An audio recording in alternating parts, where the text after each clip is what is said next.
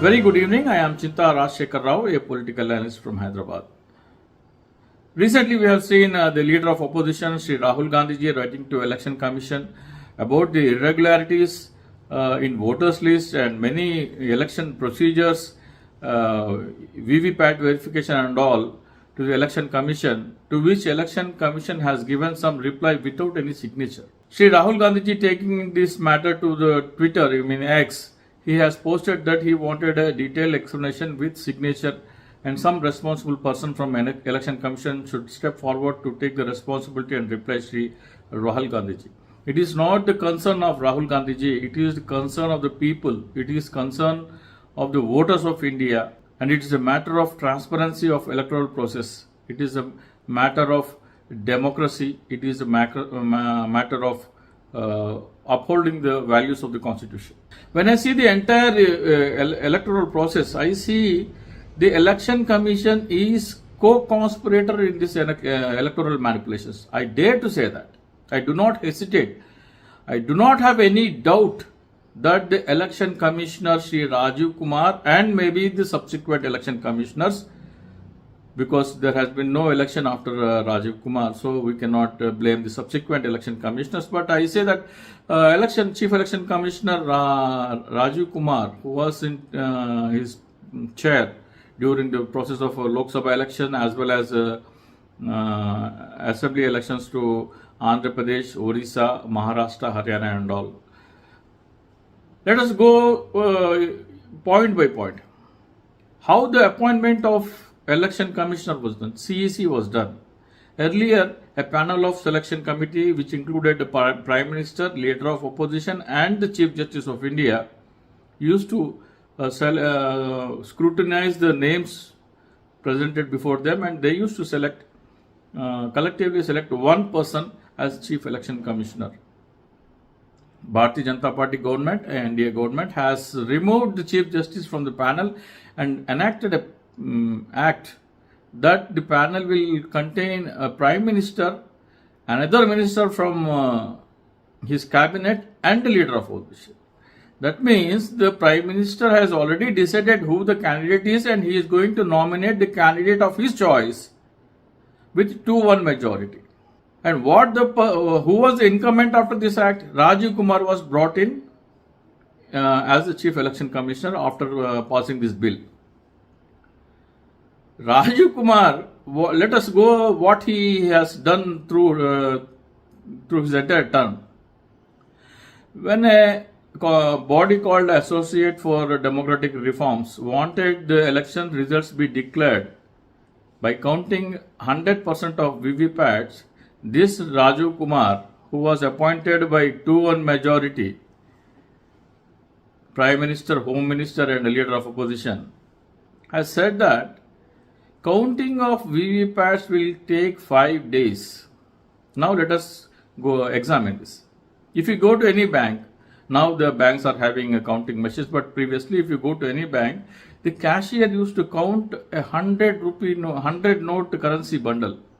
Whatever be the denomination, 100 note bundle, he used to count in 50 seconds to 75 seconds. Say 1 minute to 1.25 minutes.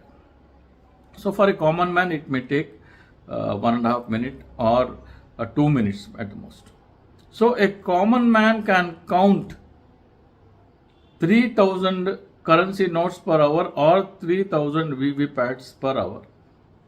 So if you go to a counting table of VVPATs counting this thing, we have 20 tables there. So if 20 people are sitting there and counting these VVPATs, they can count 60,000 votes per hour. And within 4 hours, we can complete one assembly segment. We can complete manual counting of VVPATs for one assembly segment in 4 hours. So let us say it is for Lok Sabha elections. So if in some states there are 7 assembly segments per Lok Sabha constituency, in some states it is 5, in some states it is 9. So no matter how many assembly constituents are there in one Lok Sabha constituency, we will open as many counting centers. If a Lok Sabha has 7 counting centers, 7 constituencies like Andhra Pradesh, we will have 7 counting centers for one parliamentary constituency, so that the entire parliamentary VVPATs can be counted in 4 to 5 hours. Let us add 2 more hours to opening the boxes and segregating the VVPATs. Let us add 2 more hours for that. So the entire process should not take not more than 6 to 7 hours. Whereas this Rajiv Kumar, who has been selected with 2-1 majority, says to the Supreme Court in a written affidavit that to count VVPATs, it takes 5 days. This is misleading the Honorable Supreme Court. This is misleading the nation. This is a stab on the back of democracy. What compelled him to say that lie? Why he is so scared of counting VVPATs obtained during the process of election? Now let us come to another issue.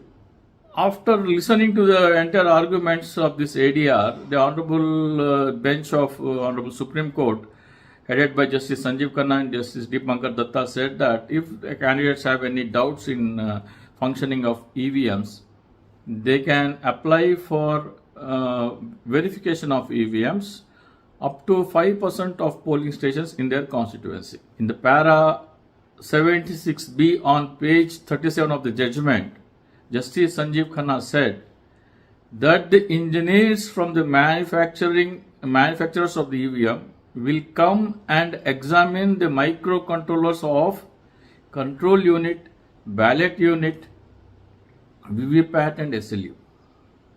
These were the written orders of Justice Sanjeev Khanna, who later became Chief Justice of India. And the bench directed Election Commissioner to draft a standard operation procedure on how this EVM verification would be conducted. This Rajiv Kumar, who was appointed by Modi ji and Amit Shah ji with 2-1 majority, has skipped this microcontroller examination from the standard operation procedure. In other words, he has committed contempt of court. He does not care the orders of Justice Sanjeev Khanna, who on page number 37, para 76B of his judgment dated 26 April 2024 said that the engineers shall verify the microcontrollers of the EVM, that is control unit, ballot unit and VVPAT. This procedure has been removed from the standard operation procedure, and instead Rajiv Kumar has brought in his own process of verification of EVM, in which he says that he will conduct a mock polling and with 200 or 300 votes, and after that mock polling he will count the VVPATs obtained during the process of mock polling and tally them with the EVM figures of the mock polling and exhibit that the EVM's functioning is proper or not. But the more interesting thing is, this Rajiv Kumar, who was sworn in with 2-1 majority, says that the mock polling such conducted will not have the names of the candidates, their party name and their electoral symbols who actually participated in the election. Instead, he will do this mock polling with dummy candidate name, dummy party name and dummy electoral symbol. Now you can see the intention of this Rajiv Kumar, who was elected with 2-1 majority by Modi and Amit Shah. If there are instructions given to the EVM, say whatever votes the Congress party has received may be directed to every third or fourth vote or every second vote Congress or Samajwadi Party or RJD receives may be directed to Congress party, Lotus or his allies. How would the mock polling catch this malfunctioning?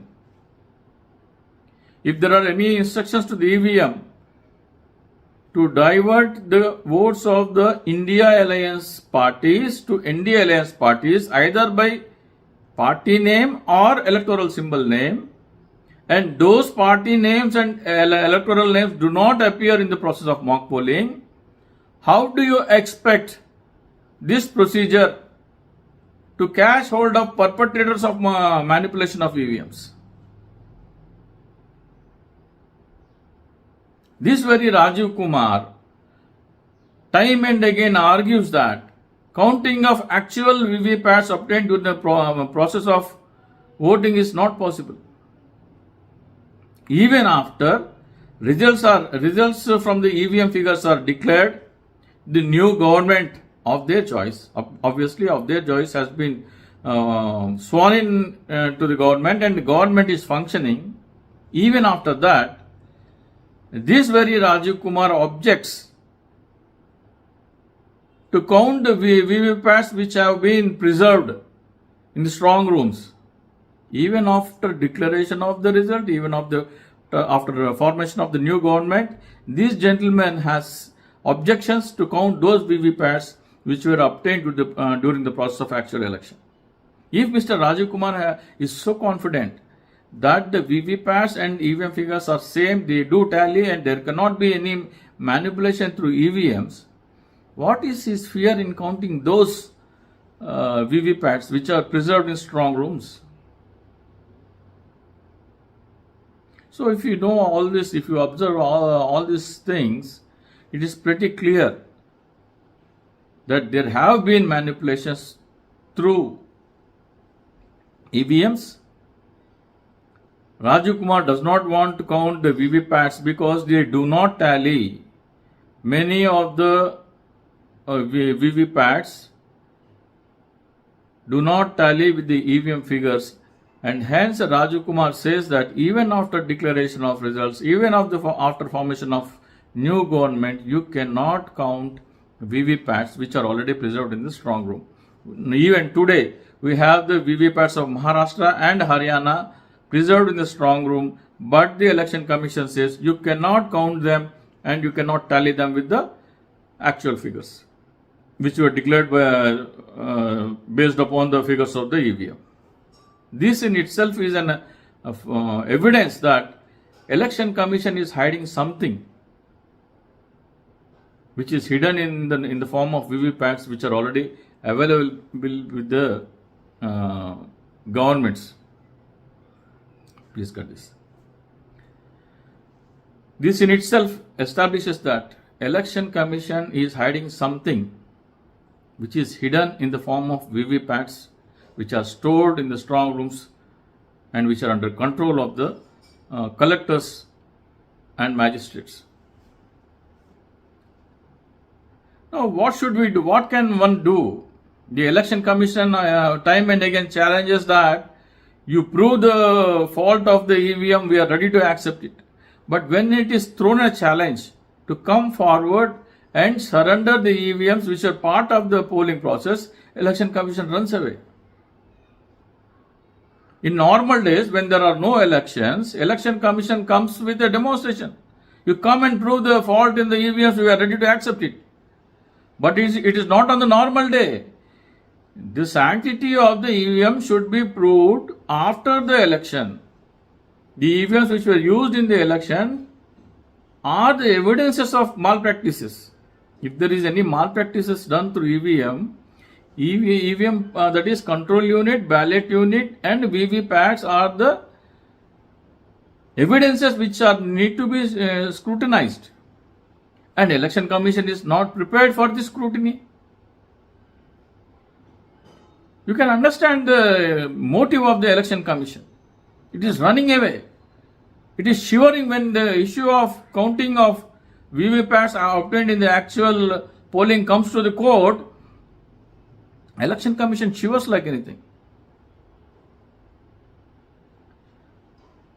Sri Gopal Das Agarwal, a Congress candidate from Gondia, has challenged the standard operation procedure, after which the Honorable Supreme Court has made as many as 6 to 7 modifications to the standard operation procedure issued by the previous election commissioner Rajiv Kumar, which means that the standard operation procedure which was drafted for verification of EVMs for Lok Sabha elections is inadequate to prove and extract the facts of EVM manipulation if there were any. Supreme Court has ordered modifications to the standard operation procedure issued by Election Commission on 1st June 2024. That means that standard operation procedure which was in force during the process of Lok Sabha elections is not adequate to expose if there were any manipulation. So how do we hold this Lok Sabha elections valid? Now it is for the people and opposition parties to challenge that the modification suggested by the Supreme Court in itself is an evidence that the standard operation procedure issued for verification of EVMs is inadequate to expose any manipulation. As such, the entire electoral process of Lok Sabha elections should be called off, and Lok Sabha elections and elections to assemblies of Andhra Pradesh, Odisha, Haryana and Maharashtra should be called off and conducted again. This is my opinion about what Shri Rahul Gandhi ji has written to the Honorable, this is what I need to tell about the, let's cut this also. So this is my opinion about Shri Rahul Gandhi's letter to Election Commission. Apart from this, there are a few more precautions that the opposition parties have to take for Bihar elections. For example, the voting percentage of every polling station is being hiked by 8 to 12% after 2 to 3 days of the election. Shri Rahul Gandhi ji said that the same may occur in Bihar elections also. For this, in my previous video, I have suggested some modifications, and now again I wanted to repeat them. Every polling station should be supplied with one tab, with an app which can take the details and update in the database of Election Commission instantly. The tab should be supplied to the presiding officer, who will feed the entire, first of all he will feed the location of the polling station. Then he will feed the polling station number and constituency details and everything, EVM machine details, that is control unit, ballot unit and VVPAT serial number details, and then he will update the percentage of total votes polled on hourly basis. After every 1 hour, he will update total number of male voters, total number of female voters and total number of voters of other genders. And the moment he feeds in this data to the tab, it will be updated in the database of the Election Commission. So for entire stretch of day, for say the closing time is 6 p.m. he will update this, and at 6 p.m. he will stop polling and see if there are any voters standing in the queue, and he will issue tokens. He will cut one A4 sheet into 4 parts, and with a marker pen he will write these token numbers, which is so large and so visible, to the last voter standing in the queue.